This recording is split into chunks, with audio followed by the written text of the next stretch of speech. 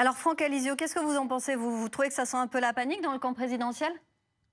C'est moins qu'on puisse dire. C'est-à-dire que ce sauf qui peut dans le camp macroniste et cette perte de sang-froid du président de la République, pardonnez-moi l'expression, ça a quelque chose d'un petit peu pathétique. Je veux dire, on a l'impression qu'en lançant polémique après polémique, le président de la République veut tout sauf laisser la campagne européenne se dérouler normalement ou que l'on parle des vrais problèmes des Français. Alors, Marine Le Pen a fait une petite leçon de droit constitutionnel au président de la République en lui expliquant que le président de la République est, selon l'article 5 de la Constitution, un arbitre au-dessus des petites élections, des élections internes au cours des élections durant le mandat.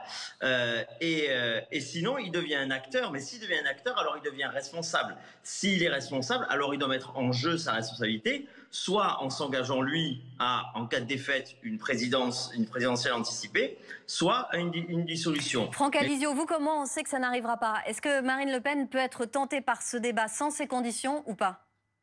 Mais non, parce que dans ces cas-là, c'est ridicule. Dans ces cas-là, ça n'a aucun sens. Dans ces cas-là, un peu de respect pour les candidats, un peu de respect pour cette élection.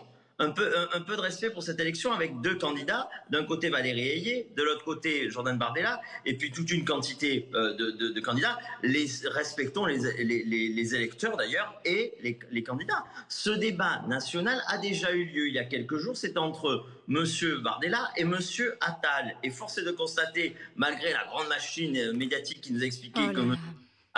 Attal avait gagné, que les sondages confirment que c'est bien M. Bardella qui a gagné. Alors évidemment, il y a vent de panique dans le camp présidentiel et on fait tout et n'importe quoi. Parce que cette proposition, c'est n'importe quoi. Franck Alizio, c'est quelque chose qu'on entend beaucoup. Ils n'ont pas le courage. C'est un refus d'obstacle de Marine Le Pen. Vous avez envie de répondre quoi?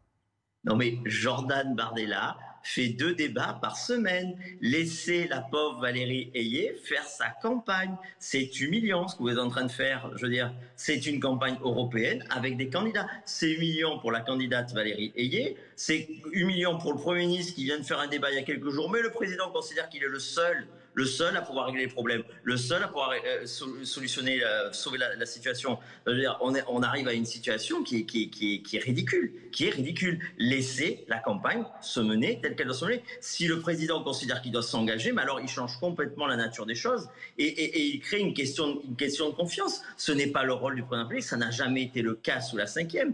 Pour une élection européenne, ça n'a pas de sens. C'est de l'ingérence dans un processus électoral.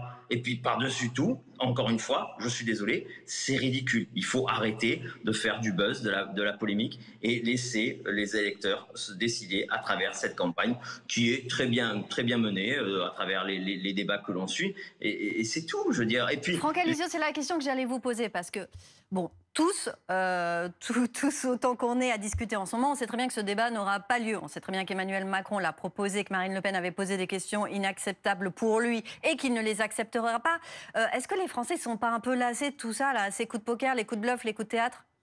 évidemment, c'est ce que je vous dis. Laissons, c'est le président de la République qui fait que interrompre le processus avec des propositions ridicules. Je veux dire, laissons, évidemment, les Français sont lassés de voir un président qui prend l'eau, qui se considère Superman, qui considère qu'il va régler tous les problèmes. Vous avez aussi deux personnalités politiques, excusez-moi, qui n'ont pas les mêmes perspectives. Hein. Il y en a une qui se prépare à devenir président de la République en 2027. Il y en a un qui se prépare à partir à la retraite ou à aller repartir dans la banque faire de l'argent. C'est pas tout à fait les mêmes perspectives. Voilà. Alors il y en a peut-être un qui s'ennuie, qui s'angoisse à l'idée d'être soit à la retraite, soit de repartir dans le privé dans quelques années. Mais c'est pas le cas de Marine Le Pen. Voilà, elle se prépare pour la grande alternance pour notre pays.